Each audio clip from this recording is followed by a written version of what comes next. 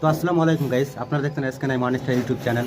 আজকে আপনাদেরকে আমি দেখাবো যে জানলার বক্স ঢালাই করার সময় কি কি করতে হয় আর কি ভুলগুলা করা যাবে না আর কি ভুলগুলা সংশোধন করতে হবে। আজকের এই ভিডিওতে বিস্তারিত আমি আপনাদেরকে বলে দেবো।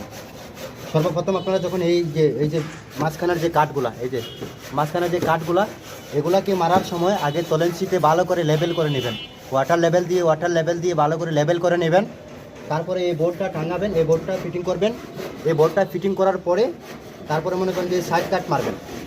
এই সাইড কাট ভালো করে মেরে যাতে কোনো দিক দিয়ে মানে এরকম যাতে কোনো ফাঁক না থাকে, ভিতরে কোনো রকম ফাঁক থাকতে পারবে না। সুন্দর করে একদম ফিনিশিং কাট মারবেন যাতে ডালাইটা দেখতে অনেক সুন্দর কিংবা ফিনিশিং আসে। আর এই সাইড দিয়েও ভালো করে সুন্দর করে কাট মেরে নেবেন। আর গাঁথনির সাথে একদম চাপিয়ে গাঁথনির সাথে একদম সুন্দর করে ম্যাচিং করে দিবেন। আবার এই সাইড দিয়েও দেখেন একদম ম্যাচিং করা আছে, কিন্তু একদম ম্যাচিং করে দিবেন। আর তারপরে আসল কাজ যেটা আমরা সচরাচর ভুল করে থাকি, এইগুলা দেখেন, এই যে এই কাঠগুলা, এই যে তলঞ্চির কাঠগুলা ভালো করে দেখাইতেও পারতেছি না।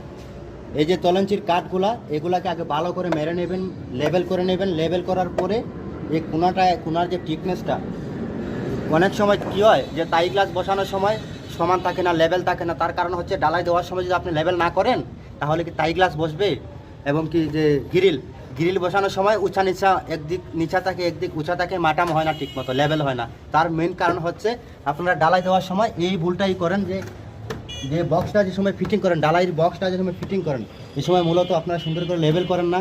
লেভেল না করার কারণে কিন্তু মানে এই ধরনের সমস্যা দেখা যায়। টাই গ্লাস বসে না, কিংবা যে জানালার গ্রিল বসে না, এই যে টাই গ্লাস এগুলা, ওই যে কালো ব্ল্যাক কালার দেখা যাইতেছে টাই গ্লাস, এগুলো অনেক সময় বসে না। এটার কারণ হচ্ছে, একমাত্র কারণ হচ্ছে যে আপনারা সুন্দর করে আগে বোর্ডটা ফিটিং করেন না বলে এই কারণে টাই গ্লাস বসে না, অনেক সমস্যা দেখা যায়। তারপরে গ্রিল বসে না, তার এক নম্বর কারণ হচ্ছে এটা। তো আজকের থেকে কাম যারা করেন কিংবা আমার ভিডিও যারা দেখেন, ভিডিও কন্টিনিউ করবেন সবসময়। আপনাদেরকে আমি কোন জায়গায় কোন ভুলটা হয়, কোন জায়গায় কী না হয়, আমি আপনাদেরকে সব বিস্তারিত শিখিয়ে দেবো এই ভিডিওতে। আপনাদেরকে এতটুকু বলে রাখলাম, আগামী নেক্সট ভিডিও দেখার জন্য এগিয়ে থাকুন আর আমার চ্যানেলটাকে সাবস্ক্রাইব করে পাশে থাকুন। আমি আপনাদের ভাই বলছি এসকে নাই মনিস্টার ইউটিউব চ্যানেল। ভালো থাকেন সবাই, ধন্যবাদ।